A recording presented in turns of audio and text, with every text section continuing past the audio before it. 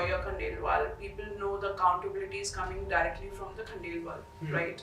But when it comes to JVs, the hesitance and the fear is always there in a home buyer.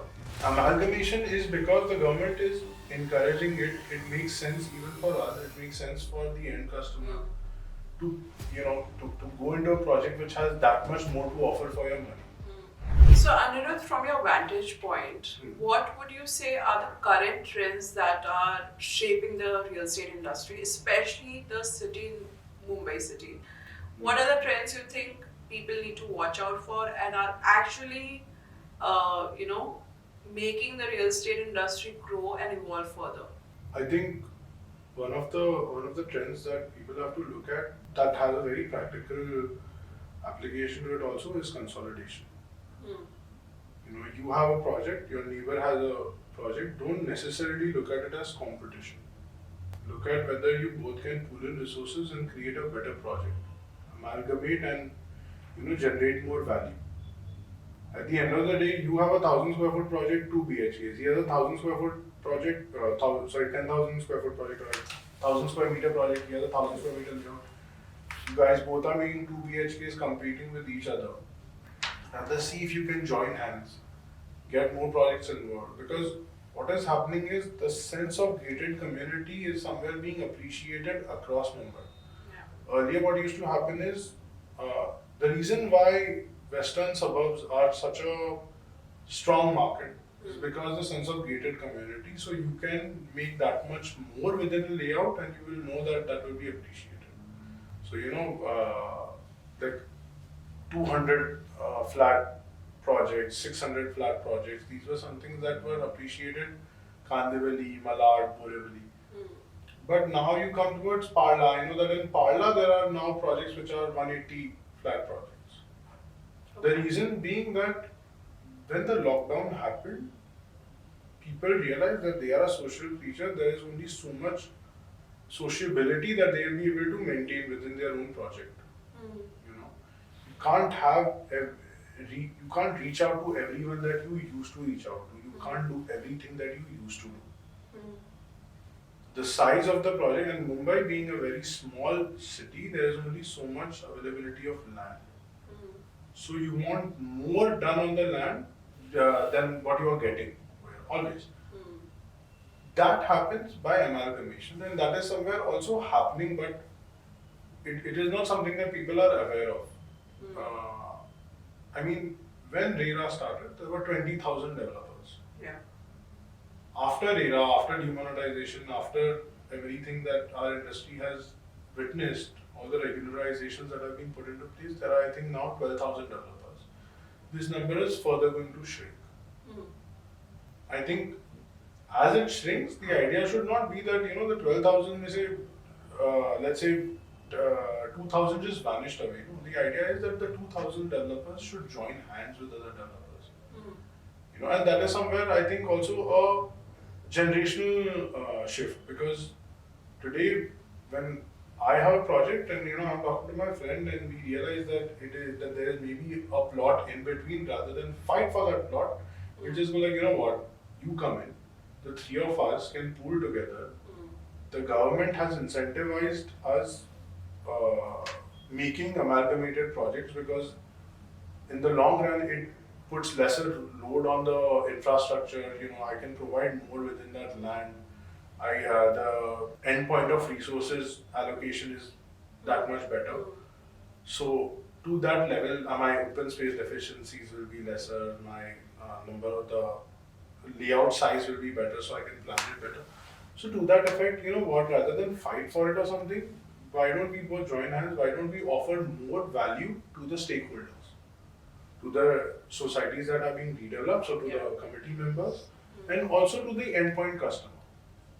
Today, what happens is that when there are like 30-40 flats and I want to give a swimming pool, even if it is possible, the committee members will be like, "Itna maintenance kaise karega?" But when there are 100 people, there are 100 families over there, then that is not an issue for you.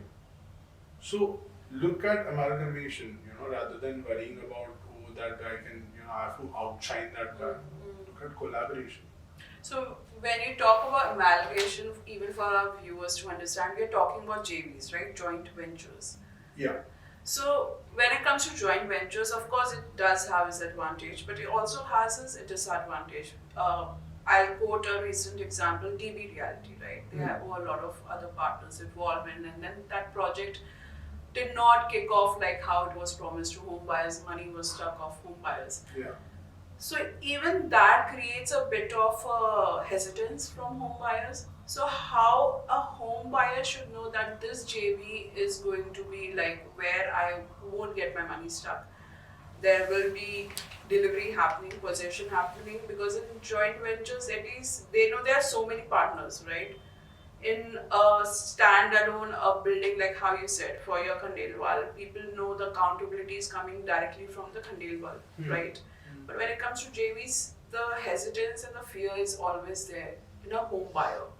So how would you address that? See, a purchase is always a choice. Yeah. Right? I'm not saying that all JVs are good. When I'm saying amalgamation, I'm saying across the industry, there are always going to be certain examples, there are always going to be certain projects that for whatever reason, for whatever understanding that the companies had between themselves, it didn't work out. It's an unfortunate circumstance for everyone involved. Yeah. But at the end of the day, the home buyer today has that much more information available to them on their fingertips that they can check the track record. You know, if Khandelwal Groupe is amalgamating with another brand per se, and they know that both the brands have a good track record, then go and by all means, you know, understand, and you have a right as a home buyer to ask for your protections, for your safeties. What is the type of agreement that is happening? What are the guarantees? How is the payment plan? I only want a construction linked payment plan. There is no other way that I want to put my money into this because I'm not sure. So at the end of the day, you can always mitigate the risk even on your end. You know, we know it's a home buyer's market. We will have to adhere to the practices that are put in place, the benchmarks that are put in place by the home buyer. And we will appreciate it, and so to a point where we ourselves tell the home buyer that boss, we have a construction linked payment plan. I'm not asking you money in like 4 months, 5 months. I'm saying that when my performance reaches its level of a surety of satisfaction, give me my next installment at that point of time. So when you're looking at a JV that has happened, then always insist that I want to put my money via construction linked payment plan. What are the guarantees today? RERA even offers you guarantee of cancellation of flat. Yeah. You know, so at that point of time, see, your money is protected by the government, by the agencies involved. How you protect it, how you choose to protect it, that is your perspective. There are so many consultants today who also help home buyers to understand the last mile journey. You've liked the building, you've liked the project, you've gotten a good deal. You're worried about your money, okay, consult one of them. So tell me, you're a known brand. You must be having a checklist when you go for JVs, right? So what is your basic checklist in partnering with certain brand? So see, when I say amalgamation, I myself have not as such gone in for a JV yet. It is just a trend that I see on rise. When 33/9 layout is being incentivized by the government, it is, the approvals are flying, it's going fast. One of the reasons is because the government understands that the more sub-lanes there are, the more by-lanes there are, the more infrastructural load is there. Yeah. The roads today of Mumbai were actually made for, I think, 50 cars or something per square unit or something. There are 500 or 5,000 cars per that same unit. You have to decrease the infrastructural load. How do you do that? By amalgamating more people together. So that cluster that forms opens up spaces. You get a chance to breathe. Yeah. So at the end of the day, amalgamation is because the government is encouraging it. It makes sense even for us. It makes sense for the end customer to go into a project which has that much more to offer for your money. So look at it in that sort of sense. Yes, where there are hyper local markets like Pali Hill and Malabar Hill where it is not possible to amalgamate, but then they have their own charm, then that is a different perspective altogether. But across the board, you look at Lokhandwala itself. You have these guys, Bharat Infra, Rishabh Raj, all these big brands. They are all doing layouts, massive size layouts, 4,000, 6,000, 7,000 square meter layouts. But at the end of the day, these layouts, they will offer more bang for the buck for the customer also. The amenities that they offer, the lifestyle that you will be offered. So that is why amalgamation, when I say, because 1,000 square meters is simply not going to offer the same charm as a 2,000 or a 3,000 or a 4,000. And if you have the opportunity to collaborate, then please do so. Between the parties themselves also, you can always have a certain agreement that is made out, where my integrity and your integrity is not compromised by each other's practices. So we come across that common ground. So we are seeing redevelopment happening a lot in Mumbai, right? And recently even Shri Eknath Shinde had come up with a proposal that in redevelopment society, if the majority is saying yes for the redevelopment, and if there are 2-3 people who are not agreeing to it, the eviction will be done for them. So do you think this is the right way to go about it, and this will at least have a better impact or a negative impact when it comes to redevelopment? No, it definitely has a positive impact. There are certain, there are genuine cases all across the board. There are genuine cases in people who don't want to shift. There are also people who are capitalizing on that situation because they know they can use it to their advantage against the society, against the builder. But you have to look at it across the board. Majority wise, yes, absolutely, it is a great decision. If the majority of the society is convinced that their rights are protected, they are going to end up with a house, and you still have some emotional or irrational thought that is not letting you do this, or rather you want to capitalize, then absolutely, the law should not side with you, or you should not be given undue advantage within that project. But then let's look at a case I know of where there was an 85-year-old man. His sons are abroad. He has a health condition. He cannot move. He's widowed. He lives by himself. He is like, okay, if you ask me to, he knows everyone in the society. He knows everything about it. The watchman knows him. The staff knows him. He gets his services and everything sorted out. The builder comes in and he says that, we have to move this guy. Is like, okay, but my practical problem is, where do I go? What do I do? I have come to this house when I was 30 years old. Since the past 55 years of my life, this is all that I know to do. My wife is not here, I'm helpless by myself. I cannot travel, I have a condition. Where do I go? My kid has a job over there, he cannot come full time for me. So then in those cases, an exception has to be made, and I think that somewhere, we are all out here to do service on a, with integrity involved. Yeah. So over there, at least for that one particular oddball or that one particular odd case, you have to make certain exceptions of the rule. At the end of the day, they will work in your favor only. The good karma is going to be there for you. So the perspective is in that sort of sense. But yes, majority-wise, obviously, common sense-wise, we know. In fact, we have dealt with this situation many times, and we do not negotiate. We simply say, okay, majority is with me. We have everything in writing, everything is sorted, 79A, 79B, whatever has been done. You yourself are this oddball, and we know for what reasons you are an oddball. Let's go to court. Let's settle this out. And then you have to trust the process, and the process prevails, and it works out. So twice, thrice this has happened with us, and we do try to negotiate, we do try to make things happen, but then if there is an irrational, precedence that is being set, then at the end of the day, we are in this to do a business where both the parties have to ensure a win-win. And this is the problem because there are laws in place to protect the integrity of the gentleman that I spoke about, they are being taken undue advantage of. That per se, because it is still a majority, it will never work out in a one-sided favor. Majority being what? Majority being that the majority has agreed with the developer. So an overall bigger majority is in favor of the developer. Correct me if I'm wrong. I'm curious to know because in Mumbai the land is not there much, Yeah, right? it's not there. No. Now the JVs are happening, the Yeah. redevelopments are happening. But what I'm looking at a certain trend, there are so many players in this redevelopment, right?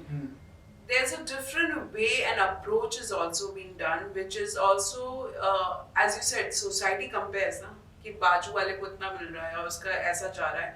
So with that, I think even the developers are also spoiling.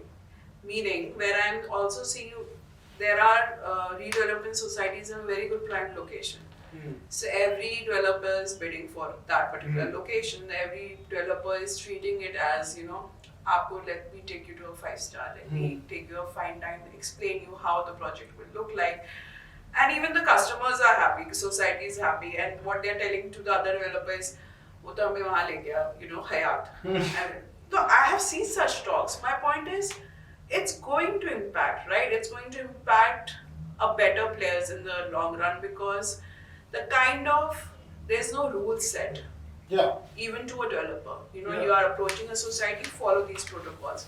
And when those rules are not set, any kind of practices are happening. So how do we address this? So that because a saturation has come in Mumbai market, redevelopment has to happen. But there needs to be a protocol, a way to go about it for the developers also, right? See, certain practices, certain protocols, they take care of themselves. Societies come up to me, they say, udhar gaya tha, idhar gaya tha. To which my answer to them is simply that, listen, at the end of the day, you have to decide whether this project happens on paper or it happens with bricks and mortar. If it has to happen with bricks and mortar, my way, and I have shown you 10 other projects that I have done with OCUC, then we go about it in this manner. You can come to my sales office, you can see it, you can see everything that I'm doing, you can see my best performing sites right now. But beyond that, I don't need to give you proof of my performance. And that is the way we look at it. Of course, where the demographic matters and the demographic may demand it, so be it. It doesn't matter. But as such, people, at least the ones that I have had the fortune to deal with, have as such kept their head on their shoulders. At max, they will go like, नहीं हमें 3311 नहीं करने हैं, हमें ये नहीं करना है, हमें वो नहीं करना है, ऐसा रिस्की होता है, वैसा रिस्की होता है. But the second I see societies going like, हमें वो वहाँ पे लेके गया था और हमें ऐसे गया था और हमें ये गाड़ी मिलेगी, that is where I draw my lines. Simply because I am not in this to woo you by superficial means. And this is my perspective on the thing. Maybe there are others who find it as part of their storytelling or their gimmick, and it works out for them and bless them. It doesn't for me, because I find it easier to define my values straight away at the very first day. If this thing works out straight and true, I will speak my truth to you. You like what I'm offering, then well and good. Otherwise, there are enough projects to do within Mumbai, and there are enough developers. You want to get bored, you want to dine around, you want to go around, so be it. Find the guy who's doing it, find that the organization that's doing it is not. No, I agree, that is your value, right? But I want to understand how to get control of this. Where I feel Narrato, Credai kind of organization can come up with certain protocols, right?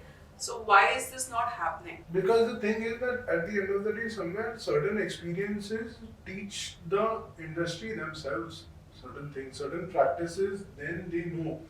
There are these things that have happened. Even in the past they used to happen, and then you hear these people going, अरे ये तो सिर्फ घुमाता है, बड़ी-बड़ी बातें करता है, इनमें कुछ होता नहीं है, या पेपर पे आता है तो फिर सब हो जाता है. So there are people who know at the end of the day. And with information age and today, see, there are forums, there are chat groups, there are so many platforms. But there are no protocols of communication. For example, I'll tell you, I don't want to name a society which is there in very prime location of Mumbai.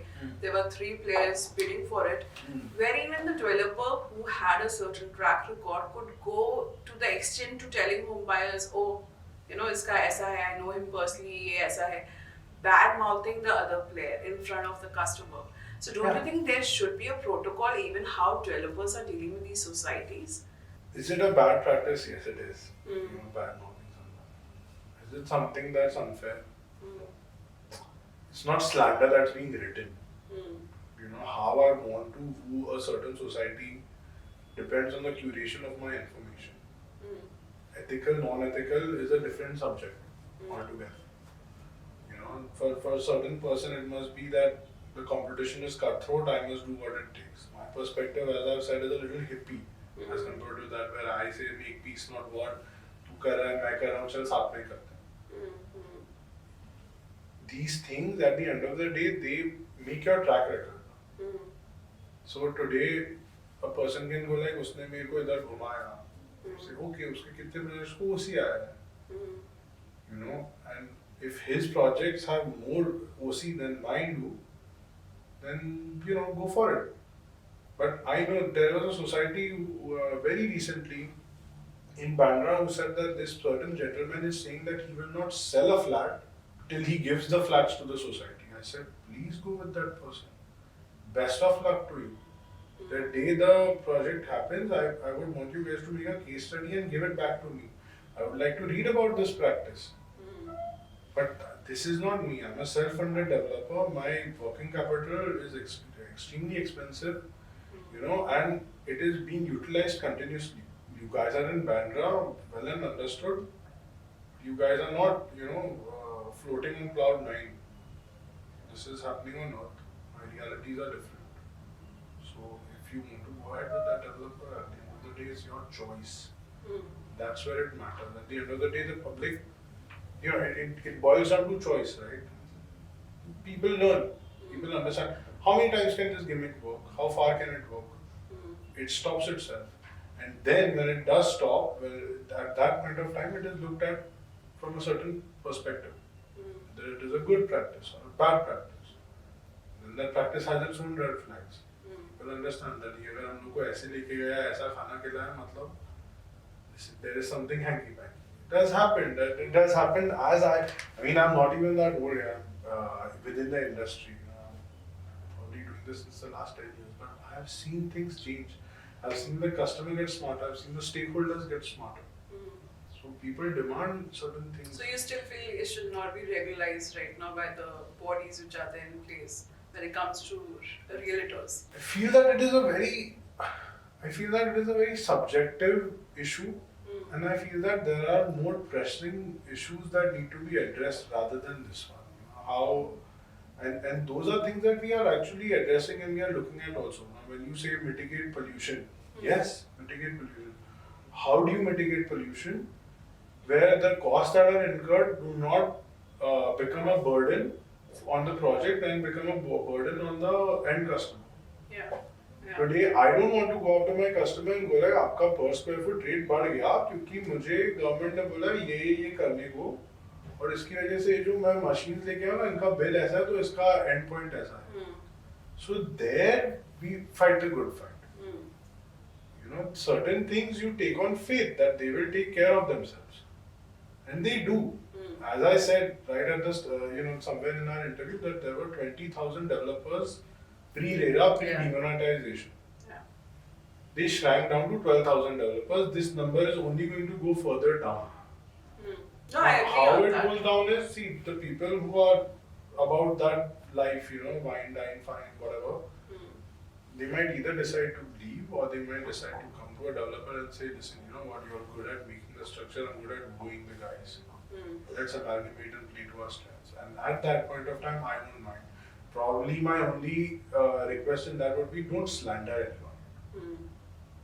You have the charisma that I don't have, go for it, use it by all means.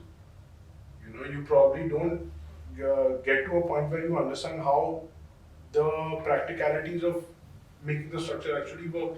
I'll play that part. I will never say no to an offer like that. So in that sort of sense, the industry does take care of itself also. RERA happened because beyond a certain point of time, people got tired. And I only realized how bad the reputation of developers was in lockdown when I went on the Reddit real estate forum. Yeah. And I started defending No, it was also got to do with the kind of advertisement were coming in. Absolutely. Also the promises which were Absolutely. making. Customer Absolutely. grievance was not being addressed, So right? somewhere this is the thing, right? So when you are in your own family business, and you have to understand that you have a father in the office, you have a boss at home.